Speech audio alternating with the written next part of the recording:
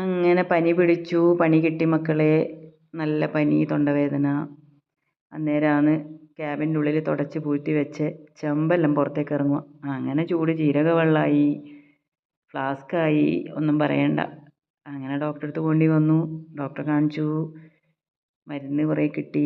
തിരിച്ച് വരുമ്പോൾ നമ്മൾ പനിച്ചപ്പോഴും തിന്നുന്നൊരു സാധനമില്ലേ, കോമൺ ആയിട്ട് ബ്രെഡ്, അത് വാങ്ങി. അത് നമ്മളുടെ കണ്ണൂർ പൂതപ്പാറക്കുള്ള ഒരു ഷോപ്പിൽ നിന്നാണ്. അടിപൊളി ബ്രെഡാണ്, അവരുണ്ടാക്കുന്നതാണ്, നല്ല സോഫ്റ്റാണ്. ഷോപ്പിൻ്റെ പേര് വേണ്ടവർ കമൻറ്റ് ബിലോ. അങ്ങനെ മോള് പറഞ്ഞൊരു മോര് വാങ്ങി. മോരും ഇഞ്ചിയും ചതച്ച് നല്ല സംഭാരം പോലെയാക്കി കുടിച്ചാൽ നല്ലതാവുമല്ലോ. മോളൊരു ആയുർവേദ ഡോക്ടറാണ്. അപ്പോൾ നിങ്ങൾ വിചാരിക്കും മോളെ മരുന്ന് കഴിച്ചാൽ പോരെയെന്ന്. എനിക്ക് അസിഡിറ്റീൻ്റെ പ്രശ്നമുള്ളതുകൊണ്ട് ആയുർവേദ മരുന്ന് അങ്ങനെ പറ്റൂല.